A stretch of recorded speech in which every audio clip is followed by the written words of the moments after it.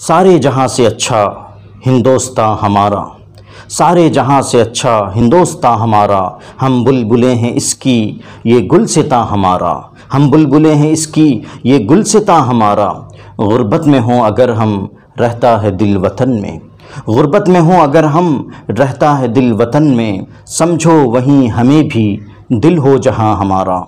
مذہب نہیں سکھاتا آپس میں بیر رکھنا، مذہب نہیں سکھاتا آپس میں بیر رکھنا، ہندی ہیں ہم وطن ہے ہندوستاں ہمارا۔ یہ ترانے ہندی سارے جہاں سے اچھا، جسے آپ نے سنا بھی ہوگا اور گایا بھی ہوگا۔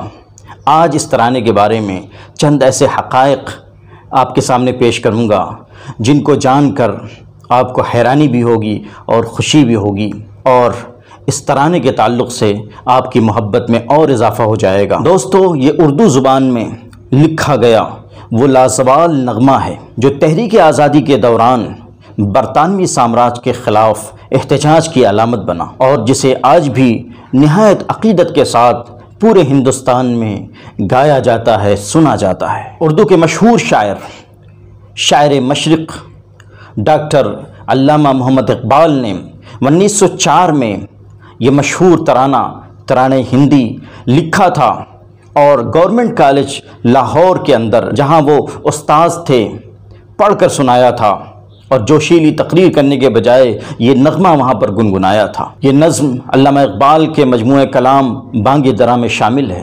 مسلمانوں پر اپنے وطن سے بے وفائی کا الزام لگانے والوں کو کون سمجھائے کہ مسلمان اپنے وطن سے، خاک وطن سے اتنی ہی محبت کرتا ہے جتنا کوئی دوسرا اس ہندوستان سے محبت کرتا ہے۔ علامہ محمد اقبال، جنہیں شاعر اسلام بھی کہا جاتا ہے، یہ مشہور نغمہ اور یہ مشہور گیت لکھ کر انہوں نے یہ ثابت کر دیا کہ مسلمان اپنے وطن سے سچا پیار کرتا ہے۔ آج ہندوستان کی کوئی فوجی تقریب ہو یا کوئی قومی جشن ہو، حب الوطنی کا کوئی جشن ہو، اس گیت کو گنگنائے بغیر پورا نہیں ہوتا، ادھورا ہی رہتا ہے۔ بلا تفریق مذہب و ملت، یہ ترانے ہندی سارے جہاں سے اچھا ہندوستاں ہمارا، تمام برادران وطن اور ہر ہندوستانی کے دل کی آواز اور اس کے احساسات اور اس کے جذبات کی ترجمانی ہے۔ علامہ اقبال نے یہ نظم حب الوطنی کے جذبے سے سرشار ہو کر ہندوستان کی تعریف میں لکھی تھی۔ یہ نظم الگ الگ مذاہب کے ماننے والوں کے درمیان بھائی چارے کو بڑھاوا دیتی ہے۔ یہ نظم محبت کی تعلیم دیتی ہے، آپسی بھائی چارے کی تعلیم دیتی ہے، میل ملاپ کی تعلیم دیتی ہے، اور یہ سبق دیتی ہے کہ ہندوستان میں تمام قوموں کو، تمام مذاہب کے ماننے والوں کو شیر و شکر ہو کر محبت کے ساتھ رہنا چاہیے۔ دوستو، یہ گیت جتنا سادہ ہے اس سے کہیں زیادہ دلکش ہے۔ اس ترانے میں علامہ اقبال نے ہندوستان کی ثقافت و تہذیب اور عظمت ہر ایک چیز کو پیش کر دیا ہے اور خوبی کے ساتھ پیش کیا ہے۔ یہی اس گیت کی جامعیت، اس گیت کی، اس ترانے کی سب سے بڑی خوبی ہے، جس نے اس گیت کو امر کر دیا ہے۔ آج 100 سال سے زیادہ عرصہ گزر چکا ہے، لیکن اس گیت کی مقبولیت کم ہونے کا نام نہیں لے رہی ہے، بلکہ اس کی مقبولیت بڑھتی ہی چلی جا رہی ہے۔ یہ ترانہ نغمگی اور موسیقیت سے بھرپور ہے۔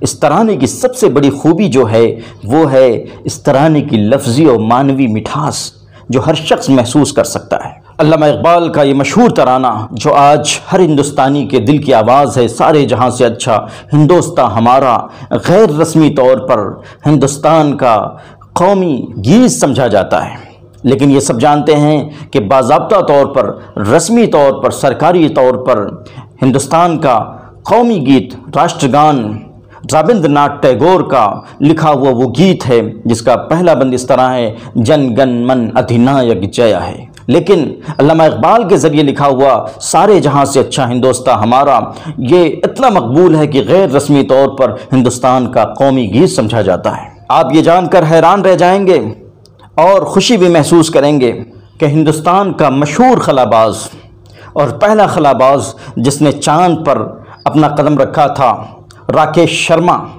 جب وہ چاند پر پہنچا تو اس نے سب سے پہلے یہی گیت وہاں پر گایا تھا۔